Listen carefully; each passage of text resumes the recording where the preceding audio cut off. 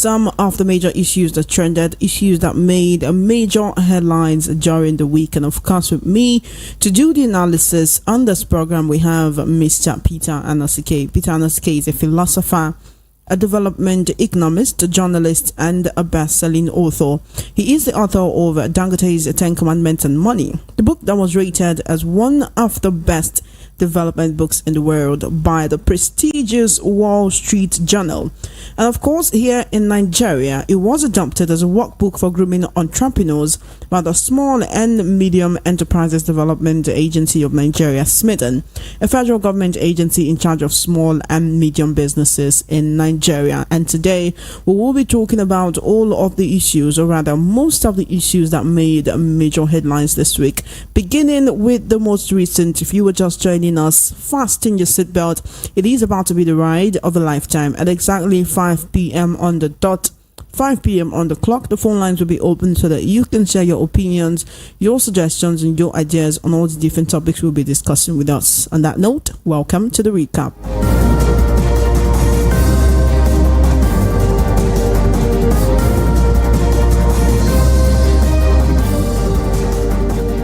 So we will be delving into the main conversation, but before we do that, I need to let you know all of the different topics that we'll be discussing today. Like I said, beginning with the most recent. The People's Democratic Party, PDP, has reacted to the various judgments by the Supreme Court yesterday, which upheld the elections of 3 PDP governors, and the PDP described it as a resounding victory for democracy and a triumphant expression of the people's will in Bauchi, Plateau, and Zamfara State. Now, the PDP, in a statement signed by its publicity secretary, Debo Ologunagba, also congratulated Governor Bala Mohammed of Bauchi State, Governor Caleb Mutfwang of Plateau State, and Governor Dauda Lawal of Zamfara State. Meanwhile, the ruling All Progressives Congress APC has asked the PDP to tender an unreserved apology to the courts and the judges for what it called senseless, irresponsible, reckless, and unjustified attacks that the PDP reportedly mounted against the judiciary throughout the electoral cycle.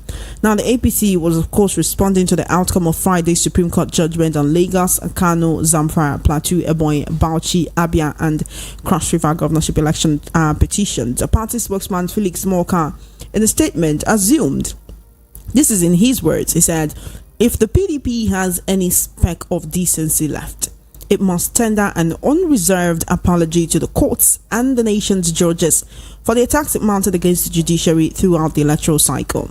But then, reacting to the judgment, the former president of the Nigerian Bar Association, NBA, and senior advocate of Nigeria, Olisa Agbakoba, has expressed his disappointment that the judiciary is too involved in the elections, that the judiciary is too involved in politics. He said, the judiciary has become a voting booth, and that is not the proper role of the judiciary at all. Olisa Agbakoba's words, not mine. That is the very first topic we'll be looking at today.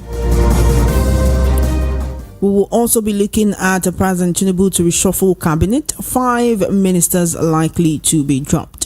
Now, President Bola Tinubu is expected to implement a cabinet reshuffle any moment from now, according to sources with knowledge of the development. While the independent sources said that the president intends to rejig his cabinet, which he inaugurated in August last year, because some of the appointees are struggling in their portfolios and unprepared for the job. Well, we do know that President Tinubu had, in November last year, warned cabinet members and other top appointees of his government against underperformance during the cabinet retreat at the conference center of the presidential villa in Abuja. While redefining the priority areas of his administration, President Tinubu charged his special advisor on policy coordination, Hadiza Bala Usman, to reactivate what he called the presidential delivery tracker, to track and report the performances of his cabinet members. After this, we see that the president has initiated there's been a lot of suspensions, there's been a wave of sackings, there's been a wave of, hey, you get out of there, you're not doing well. Anyway, this is the second topic we will be discussing today. We will also be discussing the issue of the new minimum wage. We expect 200,000 naira per month, NLC president says. How viable is this? Well, against the backdrop of the promise made by President Bola Tinubu in his New Year's address that his administration will definitely implement a national living wage this year, the Nigeria Labour Congress, NLC, has raised a team to negotiate with the government. The subsisting minimum wage, which was negotiated in 2018, expires in April this year. Now, each agreed minimum wage has a 5-year lifespan for any government or any administration in power to look at it. Well, the lifespan of the current national minimum wage will soon be over. The president has said in his address that the economic aspirations and the material well-being of the poor, the most vulnerable and the working people shall not be neglected. But even in light of this, is a 200,000 naira minimum wage, is it doable? Is it viable? Is it payable? Well, we will know in the course of this conversation as we have Mr. Anosike analyze this. We'll also be looking at 15 multinationals exit Nigeria in 3 years, NECA. Now, NECA is the Nigeria Employers Consultative Association, the umbrella body for employers. It has disclosed that at least 15 multinationals have either divested or partially closed operations in the country in the last 3 years. Now, in an interview with journalists, the Director General of the Nigeria Employers Consultative Association, Adewale Oyerinde, warned that the consequences of the massive job losses across sectors will continue to create insecurity challenges and increase the occurrence of child labor, amongst others. He said it is worrisome to note that in the last 3 years, over 15 organizations with a combined value chain staff strength of over 20,000 employees have either divested or partially closed operations. NECA expressed concerns about rising unemployment in the country due to global business divestment and local closures. It is saying that over 20,000 people have been left jobless, with all of these multinational companies who have actually been employing our people leaving the country. What is the government doing about it? We'll be looking at this as well. And finally, suspended Anambra Monarch apologizes and withdraws a title conferred on APC senator. The traditional ruler of Neni in Anocha local government area of Anambra State, Igwe Damian Ezani, who was suspended indefinitely by Governor Chukwuma Soludo for conferring a chieftaincy title on the senator representing Anambra South Senatorial Zone, Senator Ifeanyi Uba, has tendered an unreserved apology to the governor. Now, the Commissioner for Local Government, Chieftaincy Affairs and Town Union Matters, Collins Mwabungwane, had accused Igwe Ezani of breaching the Code of Conduct for Traditional Rulers in Anambra State, which stipulates that no traditional ruler can confer chieftaincy title on anyone from outside his domain without obtaining the permission of the traditional ruler of the recipient's community. While making a U-turn, Igwe Ezani regretted his action. VOP also gathered that the traditional ruler had withdrawn the chieftaincy title it conferred on Senator Uba. Well, all of this and more we will be discussing on the recap today. My name is Ijeoma Innocent. I am your host, and like I said before, we do have Mr. Peter Anosike in the house. In case you did not know it, Mr. Peter Anosike is a philosopher, a development economist, a journalist, and a best-selling author. He is the author of Dangote, The 10 Commandments and Money, the book that was rated as one of the best development books in the world by the Wall Street Journal. And here in Nigeria, it was adopted as a workbook for grooming entrepreneurs by the Small and Medium Enterprises Development Agency of Nigeria, SMEDEN, a federal government agency in charge of small and medium businesses in Nigeria. Mr. Anosike, good evening and welcome to the conversation. Good evening. Thank you for having me. It is always a pleasure to have you here. We have quite a lot to discuss today on the recap. Here we're discussing issues that made major headlines. So today, let's begin with the most recent one. The Supreme Court judgment is what has been on the lips and in the hearts of so many since yesterday. I like to say that 2023 was the year of all eyes on the judiciary. But since the beginning of the year, the judgments that judiciary have been given seem to be okay by everybody. It seems that this is the year that the judiciary is putting his eyes and ears on the ground and not just doing what the people want, but giving justice instead of judgment. What can you say about the Supreme Court's judgment that affirmed most of the governors and said, look, you want the elections, just stay there? And of course, looking at the instance of Kano State, we know that the appeal court had sacked Governor Abba Yusuf, but the Supreme Court reinstated him. Now, when Governor Abba Yusuf was sacked, there was uproar in Kano State, and there were threats of violence, and there were even some form of violence in the state. Can we say that the Supreme Court followed the will of the people, or maybe they were just trying to prevent more issues of violence? Well, for me, the judiciary of 2023 is still the judiciary of 2024. Our judiciary is still as corrupt as ever. Nothing has changed. Our judiciary is still as corrupt as it was in 2024. In 2023, nothing has changed. I'm highly disappointed with what PDP said. And understand? It's not a victory for anybody. Understand? What that judgment of yesterday was based on the mood of the nation. Are you saying it wasn't justice? It wasn't justice. It wasn't judgment. It was based on the mood of the nation. You feel there is a way the judgment would have gone and there would have been uproar? If they had declared the APC winner in Kano, Nigeria would have been burning up. More than 1,000 people would have been killed by now. So they gathered the intelligence report that they shouldn't mess up with the judgments. Understand? Because NNPP won Kano free and square. Understand me? PDP won Zamfara, won Bauchi, one Plateau state. Understand? So they had decided for APC to take all the states. It was already written and waiting for pronouncement. APC governors were shocked of what happened yesterday. That's what informed the emergency meeting that they held with Tinubu at the Aso Rock. Wait, you're saying that the Supreme Court would have given in to the APC if not that they wanted to make sure there was no violence? They have decided to give it to APC. How did you come about this? They have decided to give it to APC. I'm telling you, that's what informed the emergency meeting that Tinubu had with APC governors yesterday at Aso Rock. Because when the results were being announced, APC governors were shocked.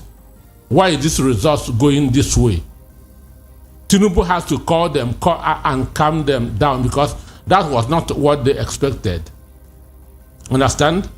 So their intelligence showed them that if they tamper with Kano, there will be violence. If they tamper with a Plateau state, there will be violence. So they were forced to do what they do. Our judiciary has not changed. Our judiciary is still the same thing. Nothing changed. Is that to say you agree with former NBA president that judiciary is heavily politicized and it's now a voting booth? Judiciary is the judicial arm of APC. Understand you mean me? Nigeria as a whole? Nigeria judiciary is the judicial arm of APC. It is still the judicial arm of APC. They have not changed. They have not changed. They should. It was fear that made them to give that judgment yesterday. They didn't do it deliberately. They gauged the mood of the country. They know what will have happened if the results had gone the other way. Kano was mobilized. Kano youths were ready to go on a rampage. Understand? So it's not that our judiciary is wonderful. They are still the same thing. But you did say that NNPP won fair and square in Kano State. And now the Supreme Court is affirming that judgment. But the problem here, according to you, is that if not because of threats of violence, if not because intelligence shows that there will be violence, APC. it would have gone to someone else. They have decided to give it to APC. So the fact that this judgment is in favor of the NNPP, which actually won in that state, to you is not a victory. It is not voluntary. It is not voluntary. It's not, understand me. APC has shown this in knots for their victory. Understand? Their Ashebi was already waiting for them to where immediately the result was announced, because they have pre-knowledge of what is going to be announced. So they renovated their headquarters in Kanu and so the Ashebi for celebration. If they have pre-knowledge of what you say they felt it was supposed to be, how come they didn't know that the Supreme Court judgment would go to? No, this thing happened between Thursday, Friday. They saw the mobilization and what is going to happen. That pronouncement came out of fear. Understand me? It's not that the judiciary has changed. It's just like a thief walking into a supermarket where there's CCTV. Understand? He knows that people are watching him. He must behave himself. That's exactly what happened in the Supreme Court yesterday. Kanu was mobilized. Plateau was mobilized. They knew that Nigeria would burn if that thing did not happen.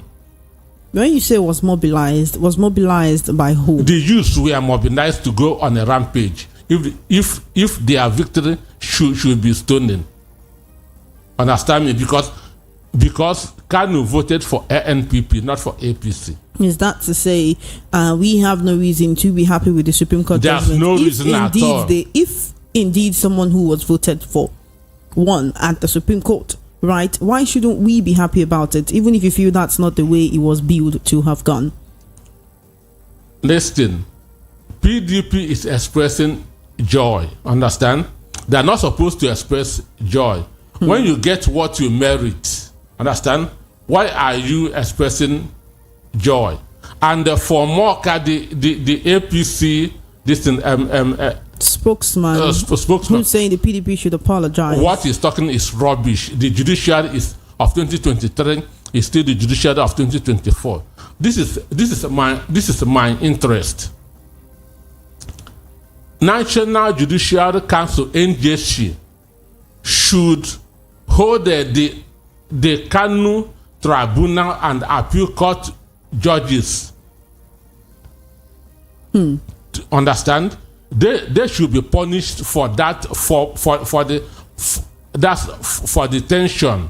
Understand? For the anxiety that they caused in this with their judgments. Would you say during the appeal court judgment? During one, Yusuf lost at the tribunal.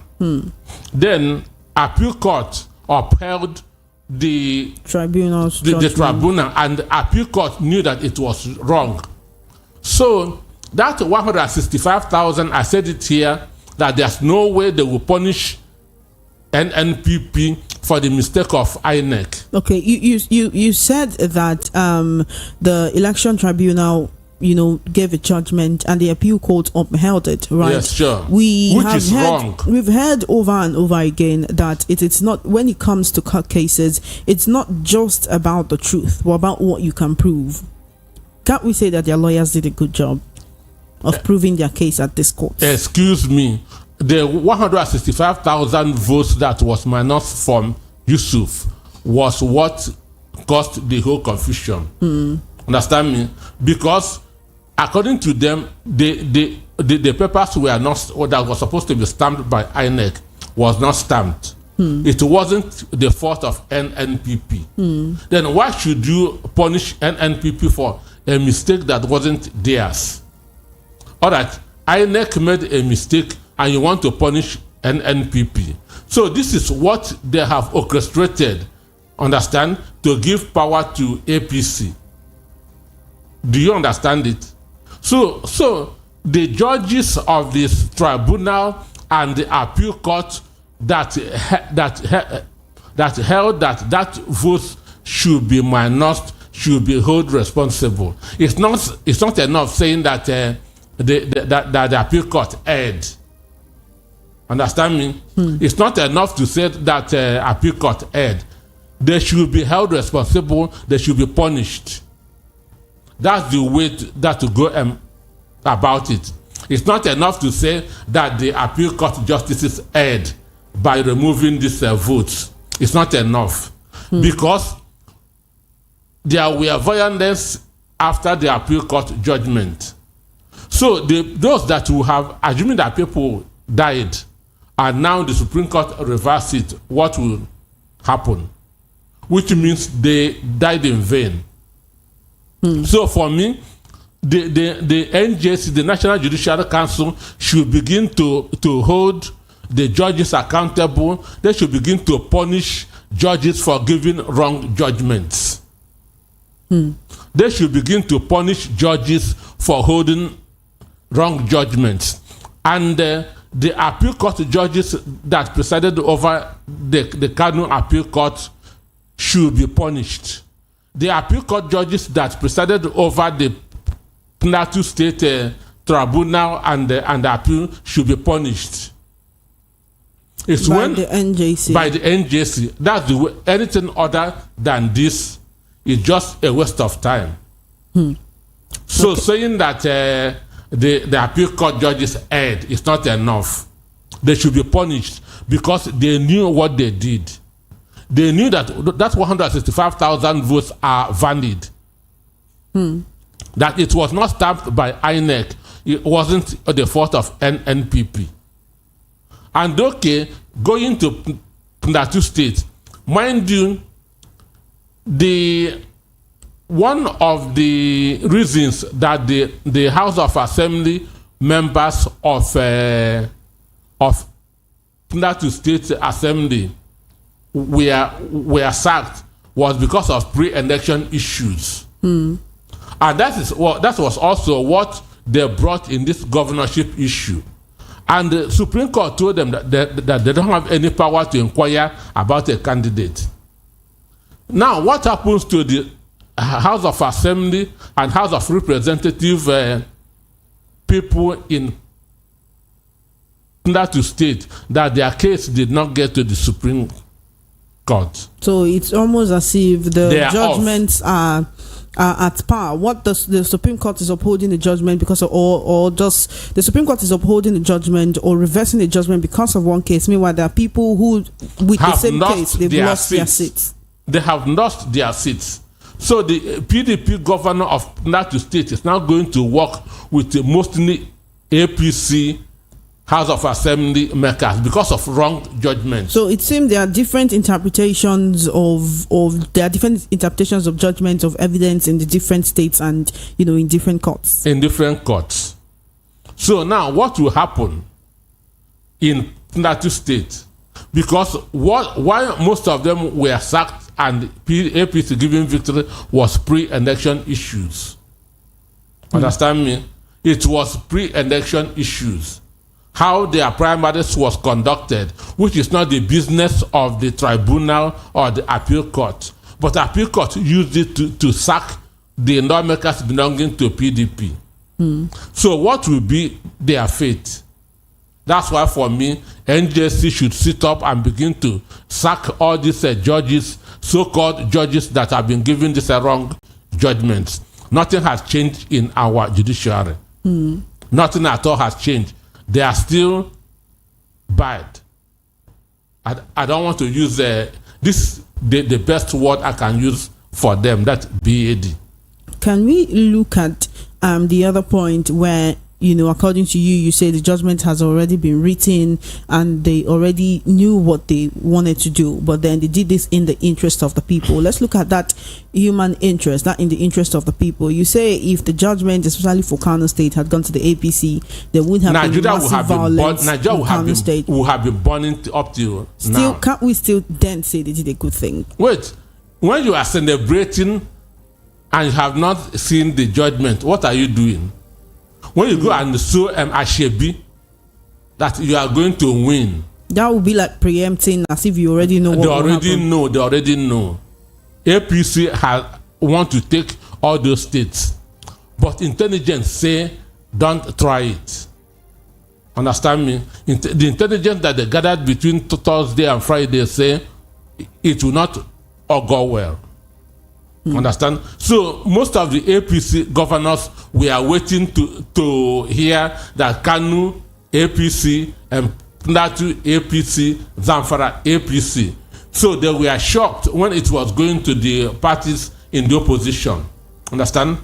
That's why they have to call for that emergency meeting yesterday to ask what is happening. This is not what we were told. This is not what we agreed.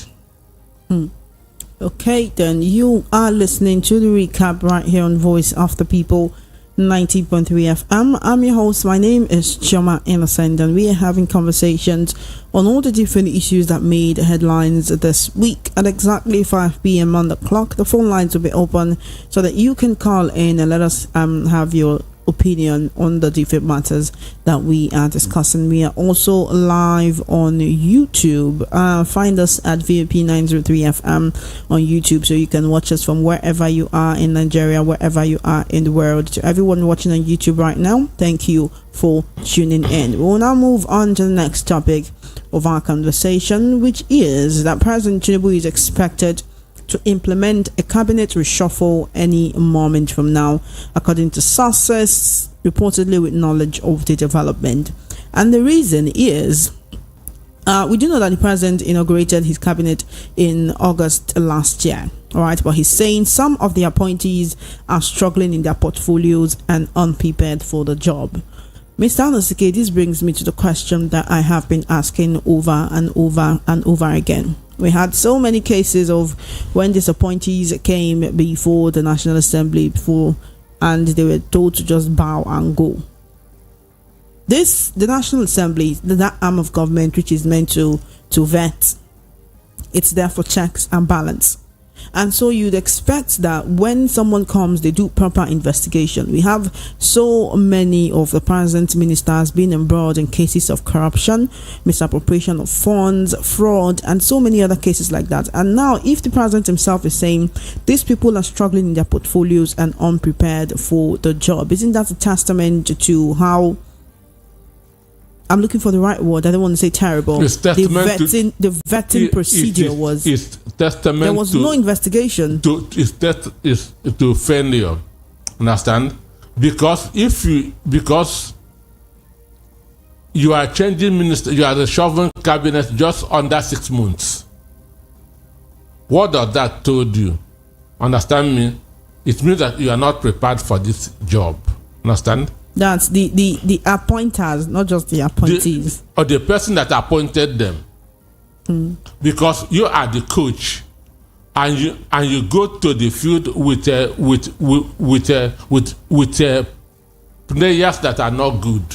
Whose fault it is? It is you. Because if your team is beaten, you are the one that should be sacked. Understand? So you win. You were declared. I don't want to use that word win. You were declared president, and you have some months to appoint your ministers. You go and appointed a bunch of incompetent people whose fault is your fault. Not just the people it that is were your appointed fault. are not It is performing. the person that the work. That's a president, a governor is like a CEO. Understand me? And you know that the success of any business, any country is based on the team.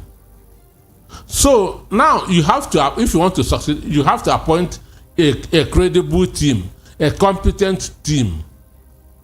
If you select an incompetent team and you fail, it is on you, not on the people that you selected. Understand? Doesn't someone, an appointee, have a right to reject an appointment if he knows that this is not within their powers? This is not what they know they can do. Or everybody just wants to get the dividends of office. One, everybody wants to answer minister. Everybody want to eat Nigeria money. Everybody want to cut a part of our national cake.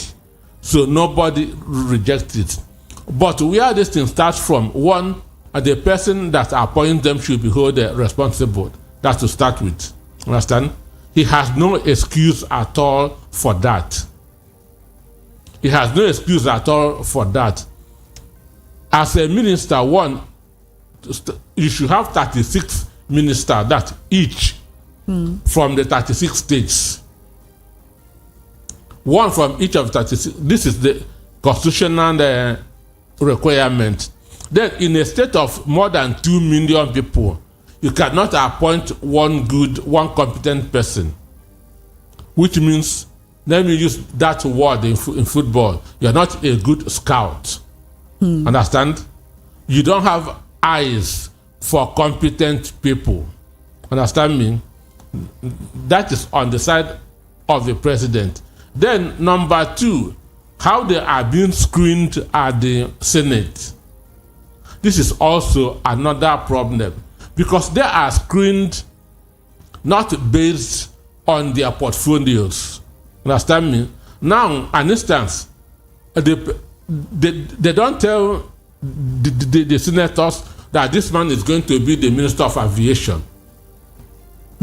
They don't tell the president, the senators, that this person is going to be the Minister of Industries. Understand? So if, assuming that they come with their portfolios, you are going to be the Minister of Aviation, the senators will now ask the person question based on the ministry that is going to oversee or supervise. Understand me? But that thing doesn't happen in the Senate. So they are just being asked general questions. Understand? Sing the national anthem. Understand me? Sing the national anthem. What is the first word in what does N stand for in Nigeria? Understand me? So this thing doesn't test your IQ. It doesn't test your competence. So yeah, it's after that they have been screened that they will now be given portfolios. By then, Senate has no hand there anymore. So the way to get this thing right is let ministers be screened based on their portfolio. Understand? If they call Mr. So-and-so is going to be the minister of so-and-so, senators will now ask him question based on his ministry. But this is not happening. So they just ask you 2 times 2, you say 4. Understand? In the Nigeria coat of arms, what does the ego stand for? You say strength. They'll say you bow and go. That's stupidity. Okay. I want to take you back to our first topic, right? Because there is a development that I just came across about the Supreme Court judgment yesterday. I know we've moved on from that conversation, but I'd like to ask this question. Governor Abba Kabir Yusuf of Kano State has thanked the president. He applauded the president, President Tinubu and Vice President Kashim Shettima for not interfering in the Kano governorship election legal battle, despite what he, the Kano State governor, called stiff pressure from some disgruntled element. Right? He said there were pressures from all around, but the president and the vice president did not interfere with the Supreme Court ruling. This seems to be at par with your submission on the Supreme Court. That's what I think. Ganduje, who is currently the national chairman of APC, want to say, I delivered Kanu to my party. So there was pressure. Understand me? There was pressure, but the intelligence that they got made them not to bow. Understand? I said Tinubu has to organize an emergency meeting that they should calm down. I know that this is not what you are expecting, but calm down. So what Yusuf said is true. Understand? And Yusuf himself did not go to bed. Understand? Him or Binais, Kwankwaso also did the same thing. Talking about Kwankwaso, right? Kwankwaso has also come out with his own statement saying he did not reach an agreement with the president or anyone else regarding the Kano Supreme Court judgment. Say he had no interference in it. He really just sat and waited to hear what the Supreme Court judgment would be. Everybody wants to be politically correct. So even if he did, you didn't expect him to come out and say so. did his background job. Yusuf did. Understand me? They mobilized in case if justice was not served. That's a fact. So it was fear that made the Supreme Court not to tamper with Kano State. Understand? So as I say, it's just like a thief who walked into a supermarket where there's a CCTV. He will not steal because he knows that all eyes are on him. Okay, still on that one final question, right? Because everyone has been talking about it. Heads of political parties, party members, the governors themselves who are involved, and of course, legal stalwarts. Senior advocate of Nigeria, Michael Zekome, has said many of the governorship election disputes should not have gotten to the Supreme Court. Right. He said actually the Apex Court did what it could and spared no words in criticizing some of the rulings of the appeal court, saying if the appeal court had done what it was supposed to do, some of the governorship cases would not have appeared before the Supreme Court. I agree wholeheartedly with it because we know the parties that win in these states. Understand? NNPP won Kanu free and square. So if minus the interference with the tribunal and the appeal court, it would not have gotten to the Supreme Court. He did speak on the appeal court sack of Plateau lawmakers, saying it should be examined by the Apex Court, which means that's exactly what I'm saying. Yeah, so with the ruling of the Supreme Court, there are people who have not received justice based on previous judgments by the appeal court. Plateau State is number one. That because the same thing that Supreme Court reversed was what the tribunal and the appeal court upheld. So there's gross injustice there. There's gross because membership of a party, how primaries was conducted, is not the business of the tribunal. This is what they call pre-election matters. Understand?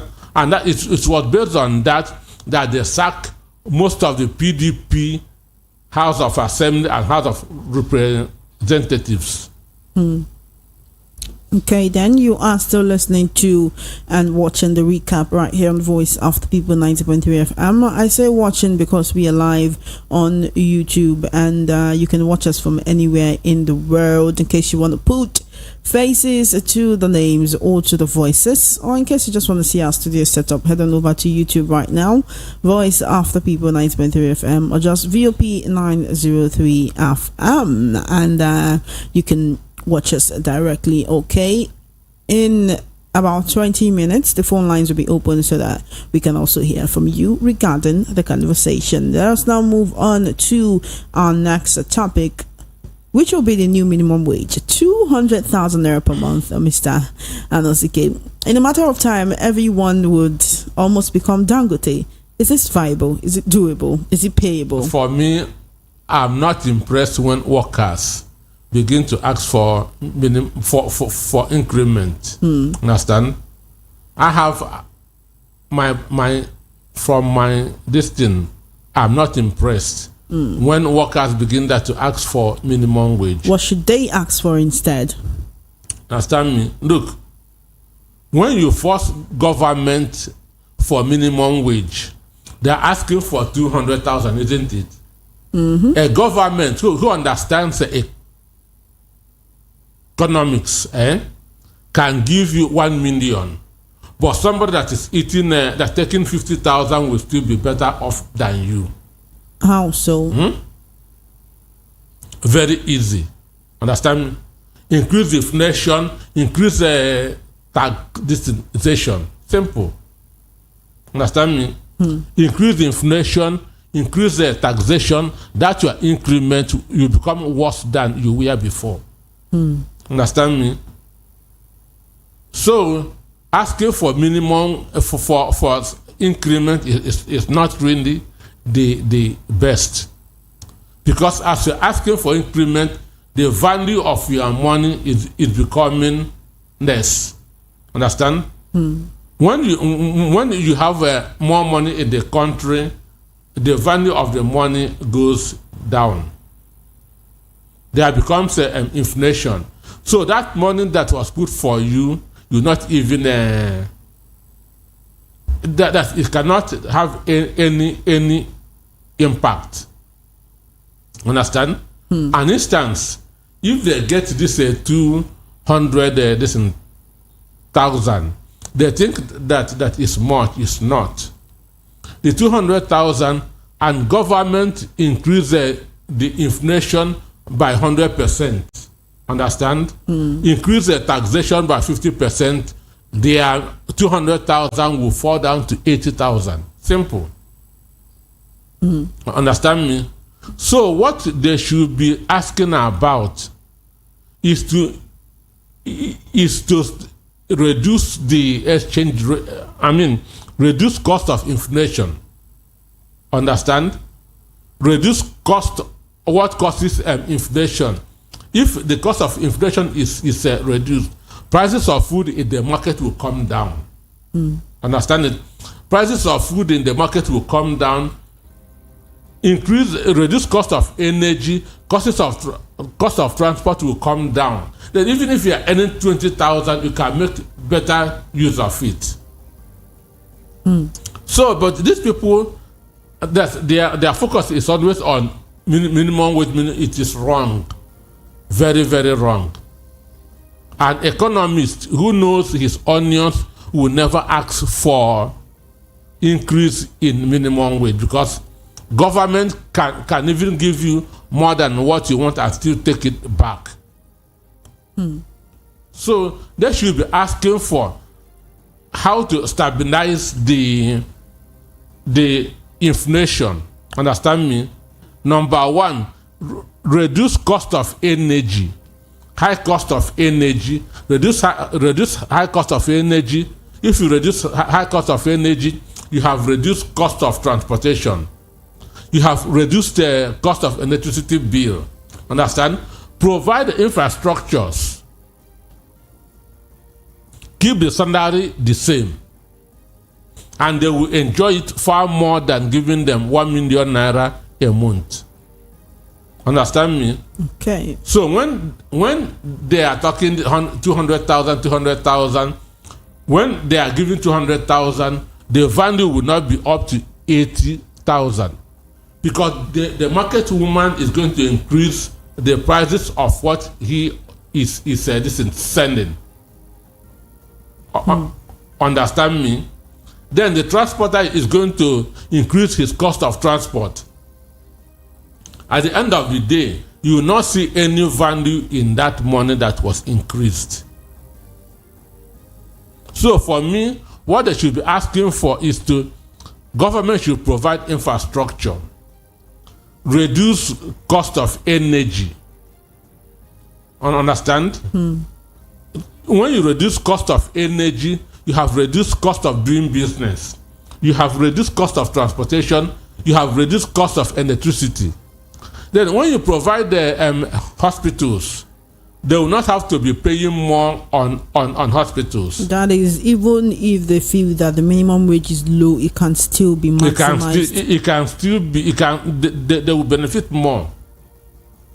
They will benefit more. So they don't really understand what they are doing to themselves by saying this increment. Okay, then you are listening to the recap right here on Voice of the People 90.3 FM. My name is Ijeoma Innocent. I am your host. With me in the house, I have Mr. Peter Anosike, who is analyzing and dissecting issues right here on the program. We'll now move on to our next topic. 15 multinationals exit Nigeria in 3 years.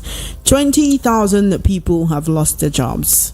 And not just losing jobs. These are multinationals that are manufacturing daily essentials. A very good example are drugs. Now, the drug you bought for a certain price last year, you'll be buying it at 3, 4, 5, or even as much as 10 times the price this year due to these multinationals exiting the nation. Mr. Anosike, what can be done? Because this is a really worrisome trend. How will Nigerians survive in the face of, imagine you lose your job and you need to treat an illness and now you have to pay more to get a particular drug? What do we do? How do we stem this tide of exits? How will Nigerians survive in the face of such? Well, we're not even talking of those that have exited. Many are going to exit this year, 2024. Many are going to exit this 2024. They are just preparing to make their announcement. From March, they begin to do make their announcement. So many are still preparing to exit. And the reason is because there's nothing on ground that will make them stay. Understand me? Because we don't have a friendly business environment. Nigeria is a country that devours business. Understand me? Those that are surviving through their teeth. How many businesses are making profit in Nigeria? Understand? Even the petrol senders. That was the only running business. They are now crying. Understand? So Nigeria business environment is not conducive at all because government is not doing what they should be doing. Understand? So that 15 is just a tip of the iceberg because many will still go this 2024. They are just preparing to exit because they have from the 2024 budget, nothing is there that will encourage any reasonable business owner that will stay in the country. Nothing in the 2024 budget that will encourage any business because one, the cost of electricity is on the high side.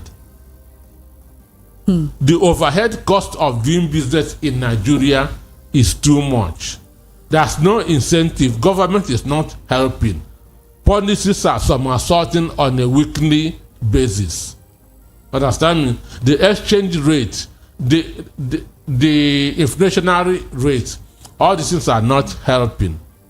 And government has not come up with policies that can stem these things. Understand? So many are still on their way. And as they are going, thousands of people are entering the unemployment market. Because for me, that's why I have always asked for a thoroughbred businessman as the president of Nigeria. A businessman? A thoroughbred businessman. That is someone who knows the economy in the person of Atiku Abubakar P2B. Understand? We've never had such since 1960. And that's why things are happening the way how it is happening, because we've never had a thoroughbred businessman. No, it's one thing to have someone like that. It's another thing for that person to have the willingness to actually put the nation on the right path to recovery. Once you have an entrepreneur as a leader, he knows what to do. Understand me? Once you have a real entrepreneur as a leader who understands the business environment, he will know what to do.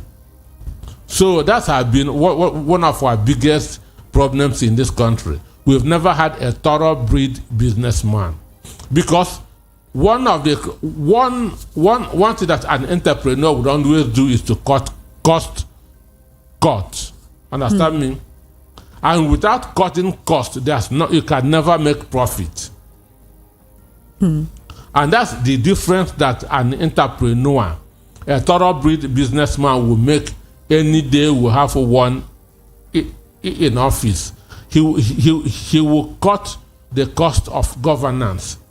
And when you cut cost of governance, create an enabling environment, the country will begin to make profit. Understand? Let me give you one thing. In America, Nevada, state of Nevada gave Elon Musk $1 billion incentive to build battery factory there. Do you understand it? $1 billion tax incentive to build his battery factory there, because they know that if he build that factory, it's going to create thousands of employment. This is how entrepreneurs think. Understand? Amazon Brazil gave Jeff Bezos over 40% tax relief to build Amazon in Brazil. In Singapore, once you have more than 10 employees, you are given tax holiday. But what is happening here? So these are the things that spur businesses on. Sure. Nothing is happening here. So nothing will keep any good businessman in Nigeria, because the people at the top don't know what they are doing. Understand me? The people at the top are the one killing businesses because they have never done one. They have never done one. Okay. When you have somebody as a Nyesom Wike as a president, who from 1999 have been eating government money, because 1999 he was the chairman of a local government. From there to chief of staff, from there to minister of education state, and to governor, and then to minister again. And you say let him run a country, he will mess that country up, because he doesn't understand how the business environment works, because he had never been there. And that's what we have been having in this country. That's what we have in the 8 years of Buhari's administration. And that's what we continue to have until we have a thoroughbred businessman and entrepreneur as our president. So many of the multinationals will still exit this 2024. And as they're exiting, our unemployment market is increasing. Cost of products in the market is also increasing, until they begin to do the right thing. You are listening to the recap right here on Voice of the People 90.3 FM. My name is Ijeoma Innocent. I am your host, and we are having conversations on stories that made the major headlines this week. That is what the recap is all about. We'll now look at our final story for today. Suspended Anambra Monarch apologizes and withdraws title conferred on APC senators. Okay. This traditional ruler of Neni in Anocha local government area was accused by the Commissioner for Local Government, Chieftaincy Affairs and Town Union Matters, Collins Wabunwane. He was accused of breaching the code of conduct for traditional rulers in the state, which stipulates that no traditional ruler can confer chieftaincy title on anyone from outside his own kingdom, right, without obtaining the permission of the traditional ruler of the recipient's community. So now this traditional ruler has come out, the Igwe has come out to apologize to the people, to the governor, and to withdraw the chieftaincy title that he conferred on Senator Abba. Are there other undertones that we are not seeing, right? Now, this Igwe was also suspended. Does the governor have a power to interfere in what's going on traditionally in any kingdom? He's saying he was suspended because he conferred the chieftaincy title without obtaining appropriate clearance from the government. Or is it because of who is involved? Is it because Senator Ifeanyi Ubah is involved? That is it. It was because of who was involved. Understand? If it's maybe an Abga member that was conferred, that thing wouldn't have come. If it's just one businessman or one professor that was conferred, that wouldn't have come. We should tell things the way it is. the reason for the suspension is because of who the Igwe conferred that chieftaincy title. Because Ifeanyi Ubah is proposing to run for governorship under APC in 2025. And Soludo is seeing this as a kind of endorsement. Now, do you understand that? As a kind of endorsement, as a kind of acceptance, understand? And so he doesn't want it. So for me, I'm not really happy with the development, even though there's a rule which the Igwe breached. But I don't know why they should set that kind of a thing, because chieftaincy should be based on merit. Understand me? So if the Igwe thinks that this person merits a chieftaincy title, he should do that without involving the governor. For me, I feel that it is based on merit. It should be based on the achievement of somebody. Understand? Even though most of the chieftaincy titles now have been politicized. You think they are being bought? They are being bought now. Understand me? They are being bought. So many of them now have been politicized. But this Anambra State issue is because of who was conferred. Assuming it is not somebody who is nursing a governorship ambition, they would not have suspended the Igwe. So it is because of who was conferred. And for me, by Soludo doing that, it seems as if Soludo is now afraid of Ifeanyi Ubah, which shouldn't be. So the governor is afraid of someone with ambition of being in his seat. So I say, with the suspension of the Igwe, it now seems as if Soludo is afraid of Ifeanyi Ubah. Understand me? But this kind of thing can boomerang. It can work in favor of Soludo. I mean, of Ifeanyi Ubah. People will now be seeing Ifeanyi Ubah as a victim. You see him as being persecuted. Understand? Just like what is happening now in America. The court cases that the former American president is having now is working in his favor. People are now seeing him as a victim, that the government is persecuting him. So this kind of thing at times it doesn't achieve the result that the people that did it wanted to achieve. It can attract sympathy for Ifeanyi Ubah, and understand me. So for me, Soludo should face his governance. A lot of things was expected of him, but he is delivering below par. After being the hype of him becoming governor was too much. That he was former central bank governor, which is for the whole Nigeria. If he can manage a central bank, then what is Anambra State? Do you understand? But the truth is that he is underperforming. So instead of chasing people, he should focus on governance. Okay, that's then. my take here. Let's quickly talk about something that it's not in the books, right? But this is a new and a major development, and that is why we need to quickly talk about it so that we can open the phone lines and the listeners can contribute to the conversation.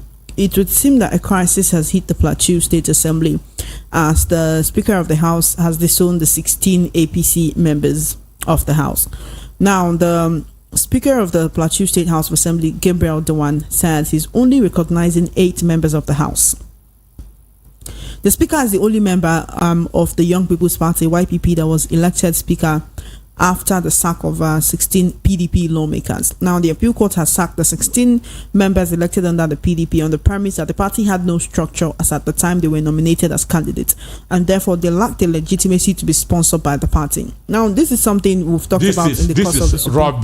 This is rubbish. This is absolute nonsense. The nonsense, is it the speaker refusing to recognize them, or the fact that they were sacked in the first place? The base on which they were sacked. Now, we know this is not something that happened this month. This was something that happened recently. These are like post-election matters, right? These are like things that happened just after the election, right? Excuse me, why should somebody say that PDP has no structure? PDP that has ruled Plateau State for more than 16 years has no structure. Can we say that the House of Assembly, this speaker now rejecting them and saying he recognizes only 8 people, would it now wake more? I mean, would they take this higher to a higher court, even though we know that cases like this should not, get to the Supreme Court? But are we going to see the 16 PDP lawmakers who were sacked banding together to again appeal this judgment? The issue of House of Assembly, House of Representatives ends at the appeal court. But Nigerians have seen the kind of judiciary that we have. Understand? Because it was based on that lack of structure that they obtained the governor's election with the Supreme Court restated yesterday. Understand? So when I was saying that the NJC should begin to punish, should begin to sack these judges, I mean what I am saying. But with the judgment of yesterday, PDP, even yesterday, the governor of Plateau State now stated that the security agencies know those who caused that mayhem in his state. Before, he was afraid of saying it. But the Supreme Court judgment has given him boldness, courage. And the same thing with this assembly thing too. So the speaker must be talking now based on the judgment of yesterday. That should be what informed what he is talking about. Is this the right path for him to take? Well, they should know how to sort it out. But Nigeria judiciary remains one of the worst in the world. Okay, then at this point we open the phone lines because we want to hear from you. We are the voice of the people. After all, 0700 903 903 903 is the number to call to be a part of the conversation. 0700 903 903 903 is the number to call to be a part of the conversation. You can also send a message to our WhatsApp lines. I can see your messages coming in. Do well to keep them coming. 0700 903 9039, and as well you can leave a comment on our YouTube platforms, and I definitely look forward to hearing from you. Good evening, Remy, and welcome to the conversation. Hi, Chama. Welcome to the recap. Good evening. Good evening. Good evening. Let's quickly hear from you. There is good afternoon to your guest. Yes, there is some noise in your location. It seems maybe you are handling your phone or something. Okay, how about now? It's better now. Let's quickly hear from you on the different topics we've discussed today. Saying we should be grateful to the court of law for doing what they ought to have done, to me, is an aberration. Ideally, shouldn't we be expecting justice? It really shows how the kind of defeatist mindset we harbor. Because ideally, the essence of going to court, or as the saying goes, the judiciary is the last hope of the common man. But it's not, it doesn't seem like that. Looking at what the court did last year and now, it's as if it's a trial look. Things are not being, verdicts are not being given based on substance, but based on technicalities, or based on how the powers that be feels at any point in time. It's even disgraceful seeing the governor thanking the president for not interfering. In the first place, should he had interfered? Let's try and apply our brilliance now. Like, ideally, should he had interfered? He's thanking the president. He's thanking Shetima for not. Should he had interfered in the first place? And this is what you get when the worst of us are leading the best of us. Even listen to PDP, saying the judiciary did this and that. Ideally, should they not have done what they did? Just like your guest said, the reason the ruling of Kano went, that of Kano and Plateau went the right way wasn't because the justices who sat on that case were ready to do the right thing. They read the room. They knew what was going to happen. They saw what could happen. So to avoid that was why they had to go that route. So it's so shameful that we've reduced to that level whereby we can no longer trust the judiciary. You cannot get justice based on substance. It's based on the will of the person sitting on your case. It's so saddening. It's so shameful. Thank you, Remy, for your call. 0700 903 903 903. It's the number to call to be a part of the conversation. Okay, I definitely want to hear from you. It is time for you to call in.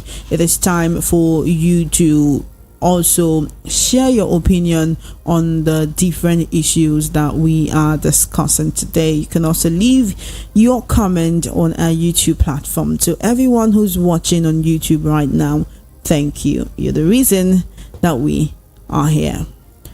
Good evening. Welcome to the recap. Yeah, good evening, Chioma. Are you talking to me? Yes, I am talking to you. Thank you for holding on. Welcome to the conversation. Thank you, Mr. Mazi Anozie too. Richard from Germany. Welcome, Richard, and it's Mr. Anosike we have in the studio. Mr. Anosike, not Anosike. Okay, Anosike. Sorry, yeah. All right, go ahead. A great man. Look, Plateau State.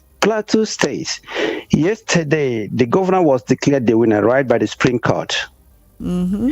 So, in civic society, because the Supreme Court is the highest court of the land, in civic society, all those lawmakers that were sacked by the lower court in Plateau State should have been called back immediately by the same Supreme Court.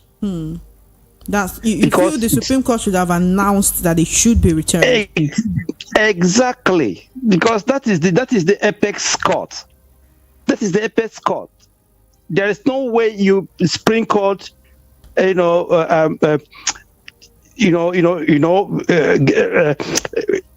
don't know how to say, but I don't know why everything in Nigeria is upside down.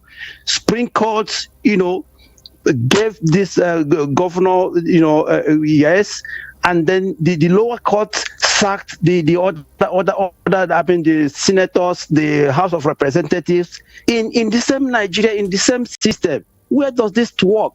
It doesn't work anywhere. Yesterday, I was expecting the Supreme Court to say immediately call these people back. It was a wrong decision by the lower court. That's why you have Supreme Court. That's why everybody goes to Supreme Court when he is not satisfied with the lower court. I don't know why our judiciary, Nigerian judiciary, is always otherwise. It's just everything is just zigzag. Nothing goes straight. They should. The Speaker of Plateau State has right, and he's right to not recognize those ones. To disown those 16 APC lawmakers. Yes, he's right, because the Supreme Court, the apex court, has given the decision. So the decision of the lower court in Plateau State is not and void. It doesn't have any other meanings. That means we should expect more legal battles on this particular issue in coming days. Exactly, because that's why they are called apex courts in the land, the highest court in the whole land is that Supreme Court. So when they take decision, it will affect the lower court. For example, Nnamdi Kanu's decision, when the lower court, just acquitted him, and the Supreme Court said no, go back to the lower court, isn't it? So why is it different? The Plateau State PDP should not allow this thing to go free like this. It's not done anywhere. Then secondly, I'm talking about business in Nigeria. It is not only those super rich companies, not only all those foreign companies. No, I had me and my brother. We had a little bakery in our village. We employed 40 people. We spent a lot our savings. We built this thing between 2013. We took loan from here. We built it. We started it 2014, 2015. And then we were buying a bag of sugar, a bag of flour, 10,000 naira. By then, the what they call it now, a liter of diesel was 350 naira, because we are running on diesel. We tried it when Buhari came. We were struggling. 2018, it was horrible. We started, doing half production. Then, after 2019, 2020, we closed. So 40 people in the village, without job. The whole machineries, all as we speak, all of them are just there. So it's not only big companies. The same small companies are folding. I folded my company, a bakery in my little village. So it's not about big companies leaving. Small companies are dying because of policy of this APC government. I bought flour, a bag of flour, 10,000 naira, and we were complaining. How much are there now?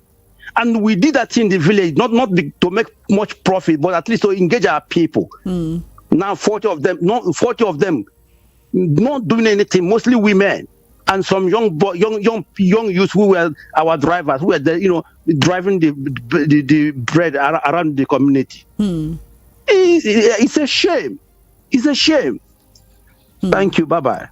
Thank you, Richard, for your call. 0700 903 903. Call me up. Good evening. Welcome to the recap. Are you there? Good evening. Good evening. What's your name and location, please? Good evening. So my name is Obina from Ikire. Welcome, Obina. Hello. I'm with you. I greet your guest. So I want to ask a simple question. All this analysis, your guests, they are doing, we are responding. Not everybody that are calling, that there is many people that this that we are unable to connect you. Are you sure that this whole government hearing them? But it's simple, but in the request is simple, but it's very giving me sleepless nights. So that's why I want to ask mainly your guests. Do they hear all these things every day? They are not wasting their time with their energy. We will answer the question. Now, for the governors, they come back. CDC shouldn't celebrate according to I support 100 their guests. It's not that. Well, I say God. By now, Nigeria will be in very good hardship. Because Kanu, forget about the Kanu, there you see war. So I think the advisor have seen this thing, say they should do it. Because they know these people, they are mandates. That people's mandate, they sold it because of the judiciary now, ruling with money. Now, for Anambra State, let's say don't enter there. You say, it should be. You say that it's a trader, that he can do what a trader did. Now, that's just a professor. I'm not an Anambra man. I'm sure so this is not going back. And that is why he's sorting all these things. Why is this bad thing? Because why can they install a traditional rule and install this a suspended thing? You know what I'm saying? That is our constitution. Which constitution? Because this time will be a hold for him for next year or so. So all these things, remember, this is exactly how Imo State started. You should know that Imo, Anambra is not like Imo. If he dare do it, he will run away. Because the whole police summer, he was running last year, he was running from our way to Abuja. He himself, anywhere where he run, Anambra will get him down. Thank you, Bina. Thank you, my sister. May God bless and bless you. And you as well. Mr. Anosike, I've answered this question over and over again, and I always answer it in the affirmative. But this time around, I'd like you to answer it. He's asking, we come on radio all the time, we talk about government policies, we invite a lot of people, you inclusive, to come and talk about these things and give analysis. He's saying, the government, are they listening? Then ask him if we should stop talking. Can we answer his question first? Are they listening? Should we stop talking? Welcome to the recap. Good evening. Good evening. My name is Jonathan. Why are you calling me? My name is Jonathan. I'm calling from London. Welcome, Jonathan. Let's. Okay. Good evening, sir, Mr. Anosike. Good evening.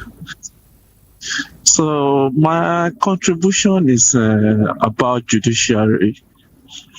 I would say judiciary has taken Nigeria back like 40 to 50 years backward. This 2023 election, the implication is enormous.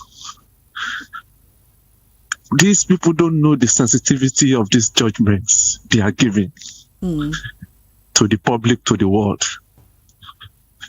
Imagine the judiciary is sacking lawmakers, and the same judiciary is coming out to say that indicting themselves. These people don't know the sensitivity of this pronunciation they are making. In the Western world, government is scared of judiciary. Sitting government is scared of the judiciary. And judiciary is saying, indicting appeal courts. We don't know the implication of what we are doing. We have set ourselves back like 40 to 50 years. Companies are leaving. Because when the companies are saying that our investments are not protected, we are losing jobs. All the sensitive aspect of our lives is getting decaying every day as a result of judicial corruption. I'm shedding tears for myself. Thank you. Look at the my country judiciary. See what they are doing to ourselves. Thank you very much. Thank you for your call, Jonathan. I really appreciate your call. 0700 903 903 903 is the number to call to be a part of the conversation. Good evening. Welcome to the recap. Hello, good evening. Hello there. Good evening. My name is Alabi from Moshodi. Welcome, Alabi. Yeah. Alabi, are you there? Hello, Alabi, are you with us? I'd really love to hear from you. Give me a call back, all right? I would really love to hear from you. I don't know what the issue is. Might be network situation, but I can see you're still on the call, but I cannot hear anything. All right, so do give me a call. I want to hear from you. 0700 903 903 903. Good evening. Welcome to the conversation. Hello, good evening. Good evening. What's your name and Good location? evening. My name please? is Otibas. Your name is what? Calling from Surulere. Welcome. Let's hear from you. I'm very happy to be part of this conversation. It's a pleasure to have you Chief here. Anosike, may God continue to bless you for speaking the truth. I want to contribute because the way Nigeria is going is very, very terrible.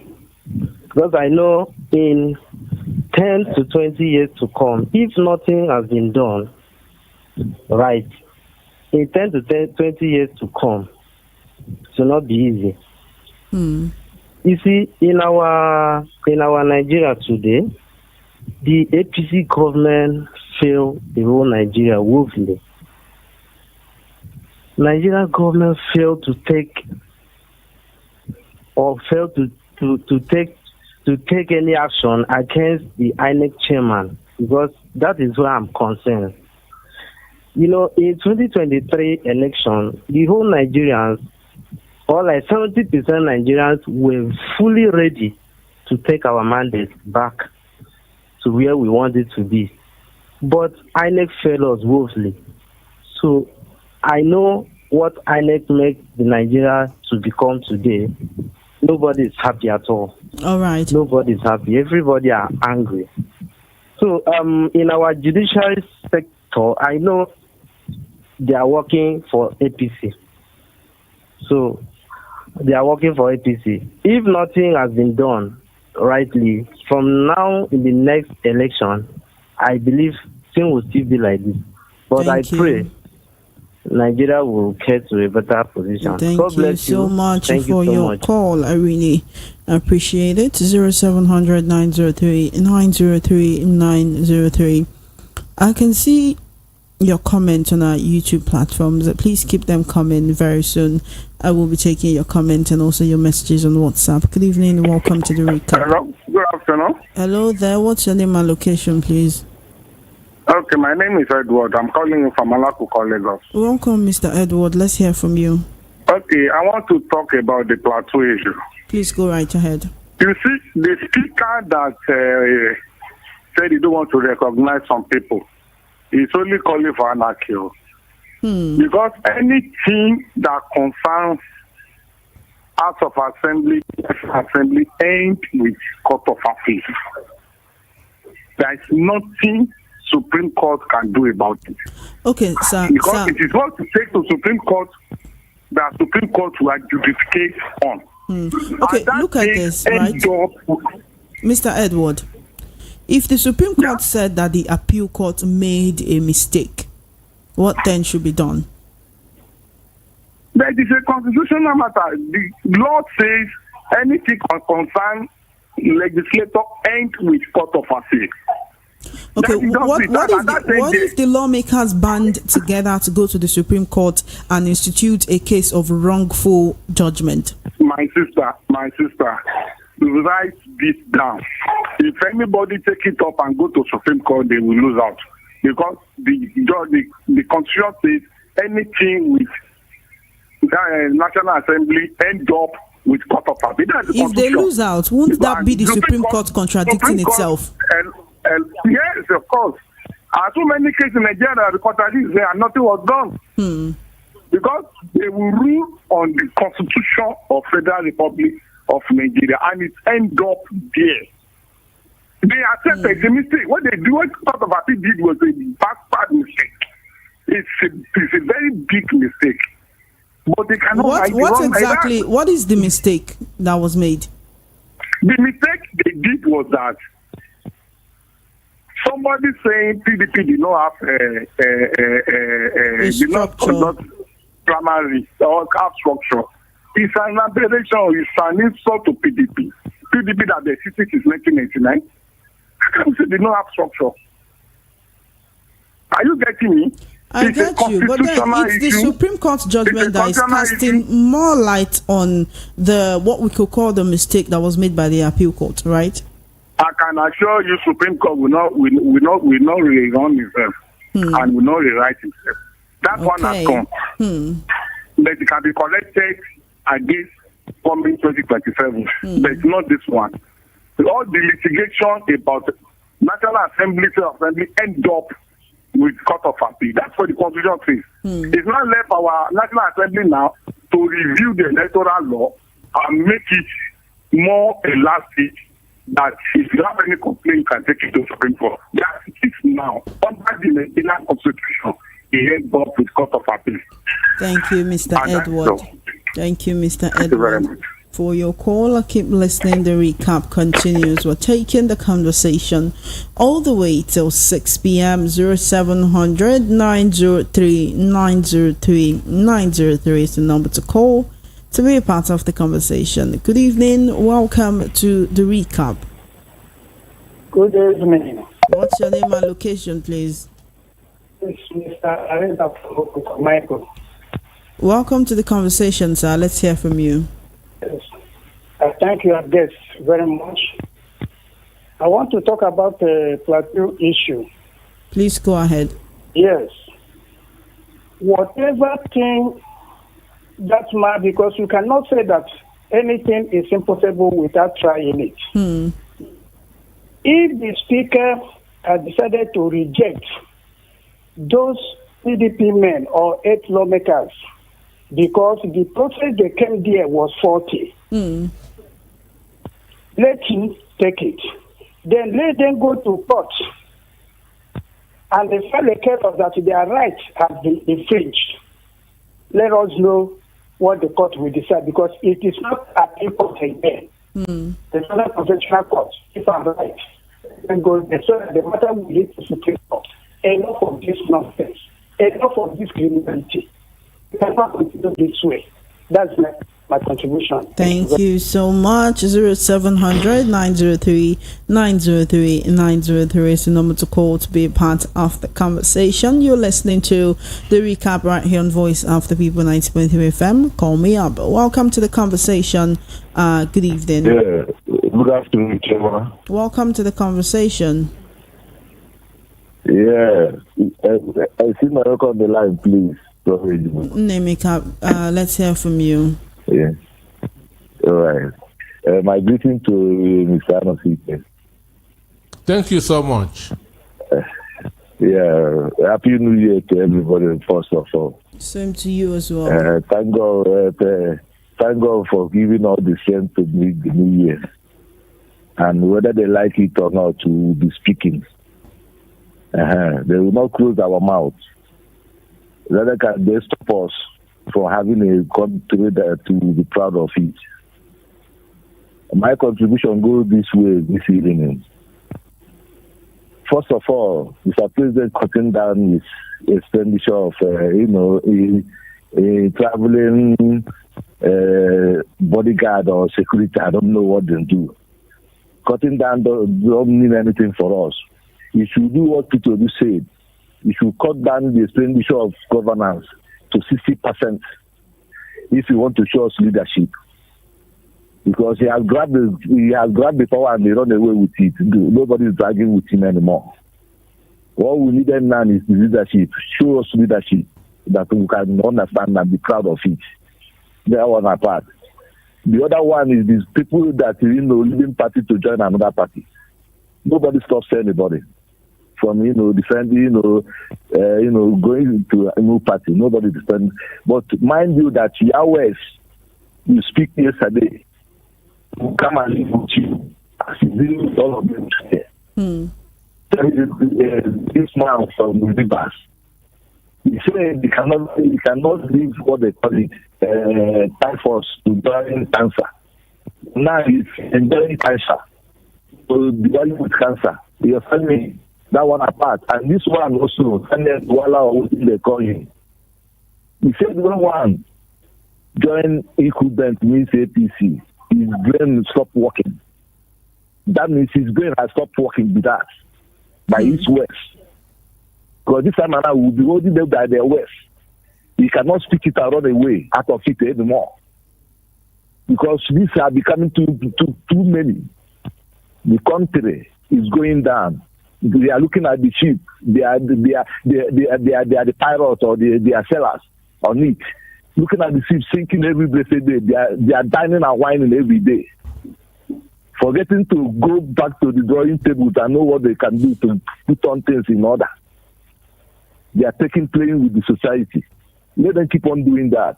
But remember that any ball you throw on the wall is what will come back to you. If you like, throw white one. If you like, throw black one. That's my contribution tonight. May God bless everybody. Thank you so much for your call, and you as well. 0700 903 903 903 is the number to call to be a part of the conversation. Also, if you would rather send a message to a WhatsApp platform, it is the 0700 903 9039. Call me up. Welcome to the conversation. Good evening. Yeah, good evening. It's Emma from Sule. Welcome, Ima. Let's hear from you. Yeah, thank you very much. Number one, I think it's high time that it's time for governance.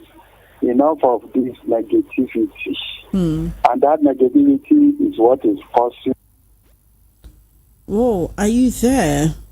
Wow, give me a call back. I definitely want to hear from you. Really, what happened? Welcome to the conversation. Good evening. Are you there? Good evening. Welcome to the conversation. Hi, how are you? What's your name and location, please?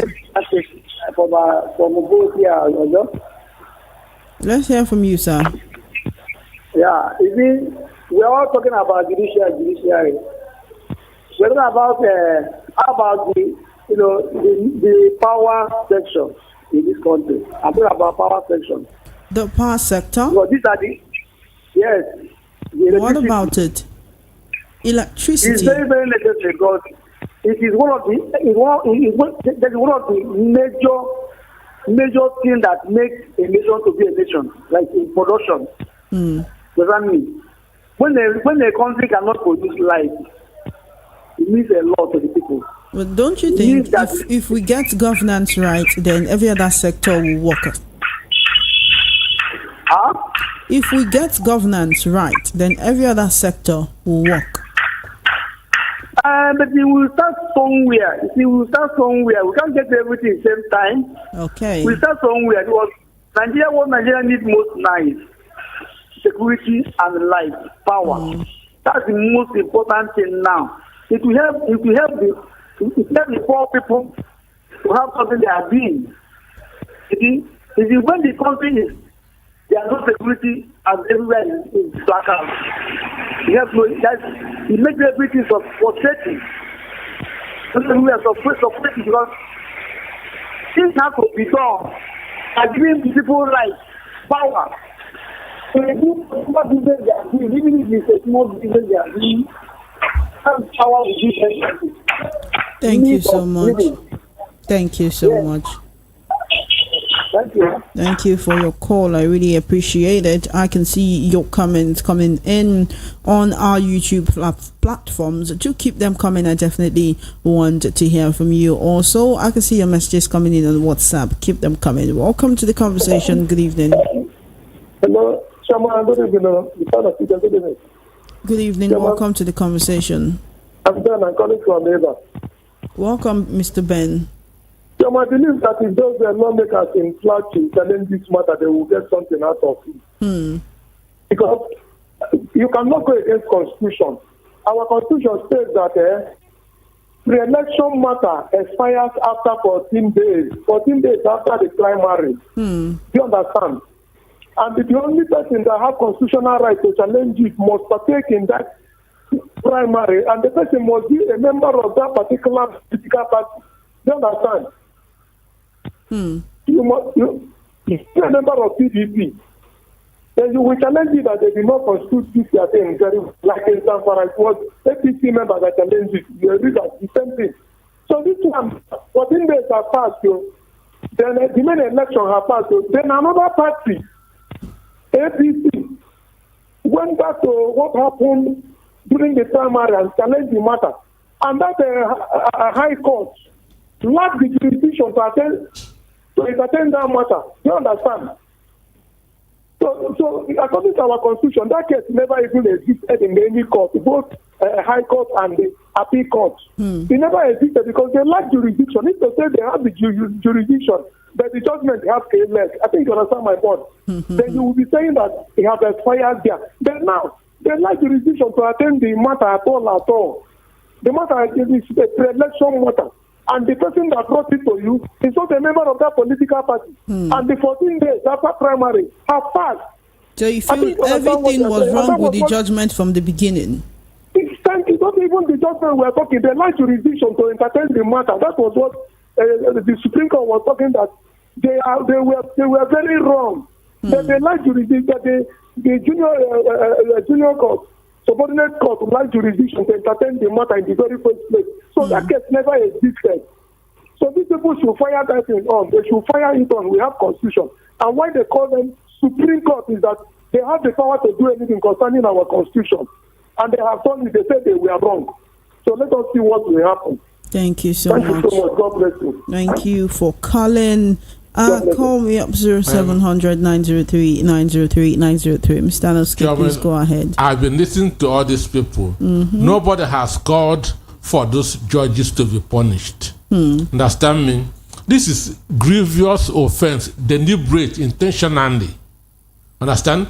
They know what the Constitution said, and therefore, they deliberately go against the Constitution, and nobody is calling for them to be sanctioned. That is my worry. They shouldn't do this thing and get away with it. So Supreme Court saying that they heard that the judgment wasn't right. Then moving forward, what next? So they will. It ends that way. In Kanu, the Supreme Court said that voiding that 165,000 votes is wrong. Tribunal voided it, appeal court voided it, and gave APC victory. That was deliberate. That was intentional. They must not get away with it. So my concern is that now NJC should punish those judges that deliberately caused this tension. That is my concern. For them going to Supreme Court or going to any other court, that thing was deliberate. They did it intentionally. So they should be punished for it. They should be sanctioned. The judges that handled all those cases should be punished. That's my concern. That is the beginning of revitalizing our justice system.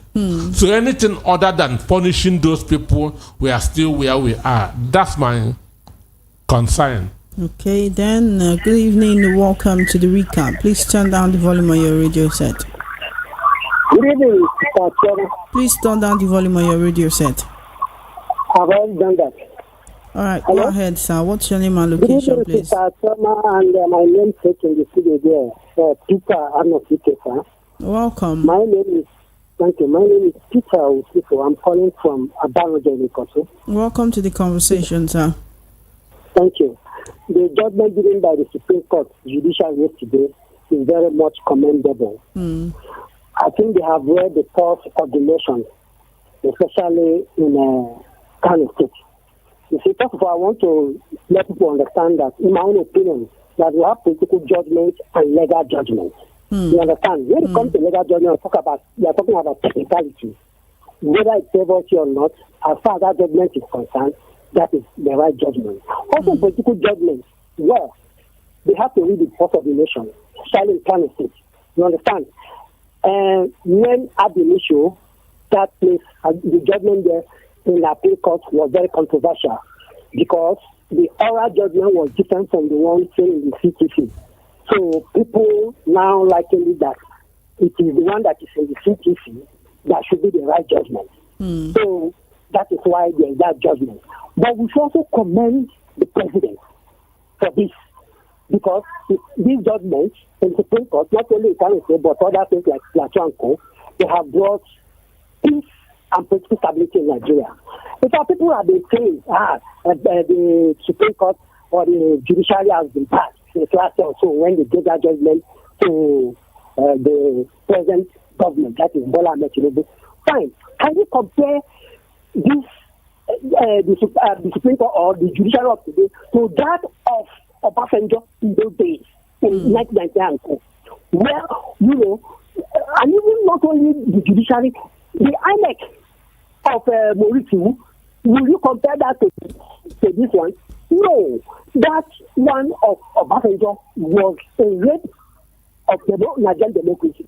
Some people are still saying that this judiciary or the present judiciary is wrong just because it has not about them.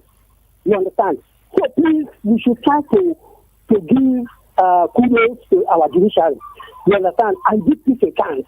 and of course commend the government where they have done well. Because for this government now, there's political stability. But please, my sister, because you're in the newsroom, I don't know whether they are giving judgment on this river state. Please, I just want to know about it if possible, whether for you or from Peter Anosike, so that we move ahead. Thank you, Mr. Osifo. Thank you very much. Thank you so much. You want to say something, Mr. Anosike? No, he was talking about River State. They are still holding on to it. Okay, then it is time for me to take your comments on YouTube and your messages on our WhatsApp platforms. Okay, all right. Beginning from YouTube, Amarachi Uche says, what will the fate of Plateau state lawmakers that were victims of judicial corruption in Nigeria? Jeff says, good evening, my people. Good evening, Jeff. Happy weekend. Amarachi Uche says, if Tinubu likes, let him appoint another set of ministers. Akpabio will still ask them to bow and go. Amarachi Uche says, Fani Kayode should be warming up. Precious says, electronic voting is needed in Nigeria, not a court decision about election. Precious also says, miscarriage of justice has existed since I was a child in Nigeria. Amarachi Uche, Oga Parkwell on this issue of minimum wage, I beg. If the politicians are earning that high and the inflation is still biting all of us hard, so we the workers should also have more money like politicians. Chidi Otugo says, Mr. Anosike is a man that says it how it is without any fear or favor. Much love from here. Amarachi Uche says, Oga, it's not only the workers' earning that will keep the inflation. Can't also politicians' earnings bring down the inflation? Precious says, sir, don't compare Nigeria to America because the gap cannot be filled in a million years. Augustine Eze says, besides rigging, it will be hard for the APC to win in Anambra. Charles Duru says, his party members, Republicans, are the ones singing his songs. Okay. Precious says, refineries are owned by the private sector instead of the federal government. Precious, they had everything, but they didn't care. Best says, a little decency, please don't be offended. Thank you, Best.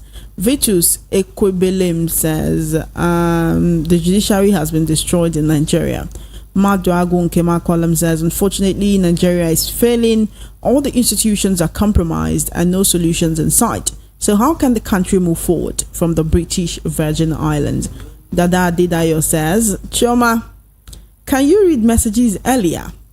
Why must you wait till the last minute before you read messages? There is a saying, anything done in a haste is never done well. Kindly put this into consideration. Thank you, Mr. Dada Didayo. Now, the reason why we do that is that it's the last thing we do before we have to go, all right, so that we can allow all of the messages coming. If we read the messages as they come, we may miss so many messages, and you will be offended if we do not take your message. So towards the end of the conversation, all the new messages, they come on top, and then we can take all the messages before we leave. Apologies for that, but thank you. We will put this into consideration like you have said.